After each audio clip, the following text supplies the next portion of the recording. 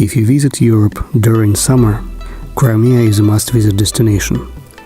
It is a beautiful place with diverse climate, beaches and landscape. South Shore is the most scenic part of Crimea.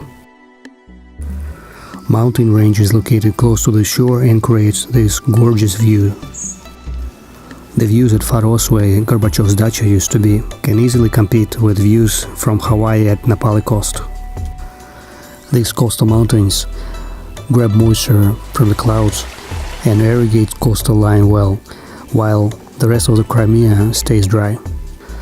If you go north from South Shore, you will see a drastic change.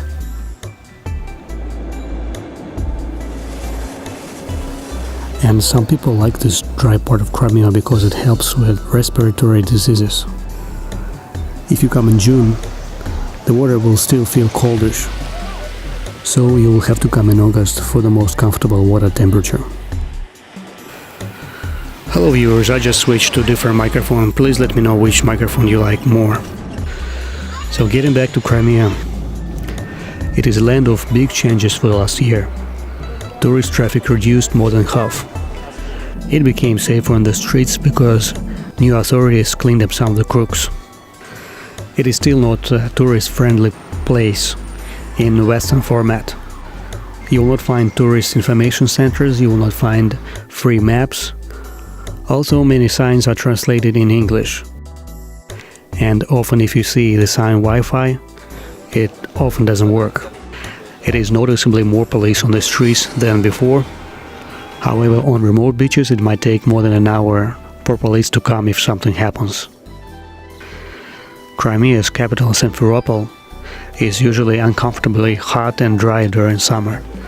But in most times you cannot avoid it, as it is a transportation hub for entire peninsula. As the Russian ruble dropped in value almost twice since previous year, it became much cheaper for foreigners to come and shop around out there. Russian people usually rent the rooms and apartments directly from locals who are standing on the bus stations and railroad stations. This year you can expect to pay about $15 per room for 2-3 people. However, last year, because ruble was more expensive, it was about $30. Please expect that dollar price might fluctuate because of the exchange rate. If you see any number in this video, you feel free to call because locals are open for pre-booking. However, have a backup plan because all these arrangements are non-guaranteed. Locals can always get somebody who pays more. If you're a student type person, you can get hostel as little as $3. This much this particular hostel costs in the capital of Crimea, which is located just a couple blocks from Central Railroad Station. Only a few existing hostels are posted on hostels.com. The rest you have to search online. As the change in authority happened, residents had to face a lot of difficulties. All phone numbers had to change from Ukrainian to Russian numbers. Because Ukrainian cellular providers started harassing their customers with unpleasant surprises, many residents had to stand in line to get Russian SIM card. And many resellers ripped off people many times the cost of the SIM card. Majority of residents are happy and satisfied with this change in authority and have big hopes for development of their peninsula. However, there were some who weren't happy with the change, and those flee to the mainland Ukraine. And that is one of the reasons there are less people on the beaches.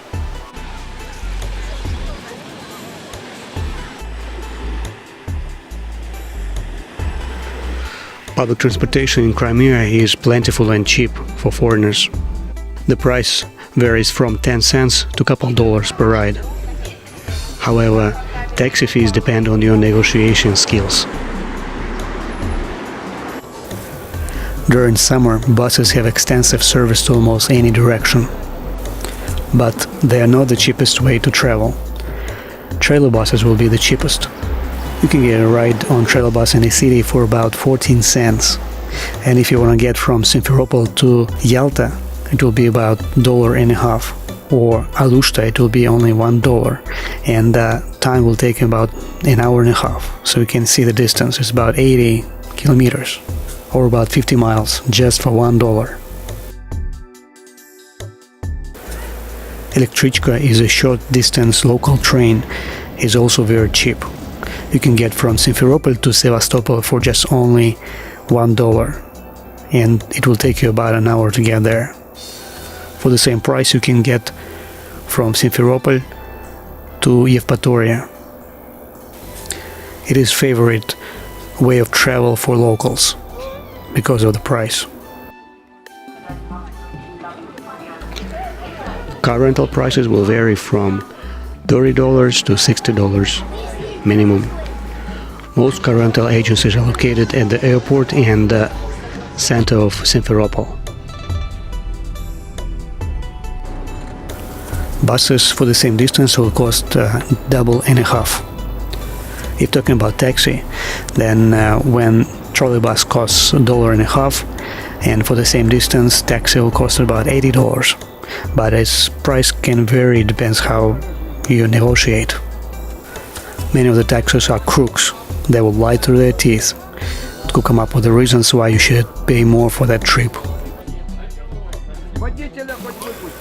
When you get hungry and you're on the coast, you can easily find a 3-course meal for about $5. In some places you even can get it for $3. These prices I'm stating is the current prices.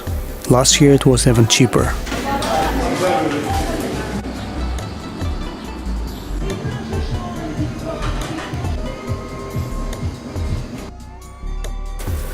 With this change in government from Ukrainian to Russian, people faced many different challenges.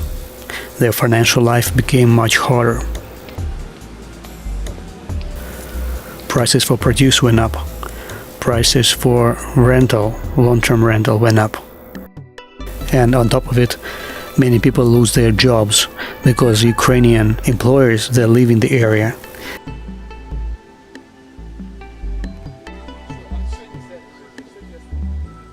Many Russian businesses are afraid of sanctions because many of them are getting loans from Europe or America. On top of it, much less tourists came this year than comparing to previous year. So there is a lot of uncertainty for local residents, but despite of that, they're still optimistic. Crimea residents are so fed up with the prior Ukrainization of peninsula so that they are ready to sacrifice with everything in order to get away from Ukraine. It's not that they don't like Ukrainians. They're just against forceful implementation of Ukrainian language. There were 70% of ethnic Russians living there, and they were forced to read Ukrainian language, and were harassed for not knowing it.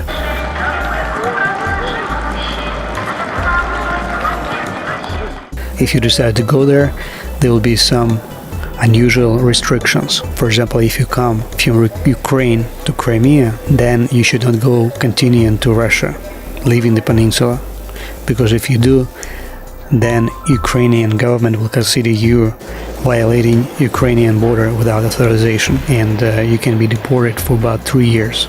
They just put a stamp, and next time you come, you cannot come in. The same thing happens when you come from main Russia to Crimea and then trying to continue to Ukraine. This will not work out either, because they will not see as stamp entrance to Ukraine, and they will consider that as violation of Ukrainian border without authorization, and you'll get the deportation stamp. Overall, Crimea became safer and better place for visitors. If you have any suggestion, I'll be happy to see them in the comment area. If you're planning a trip over here, feel free to contact me and I'll be happy to answer your question. If you need, I even can be your interpreter, driver or guide over there, if I can.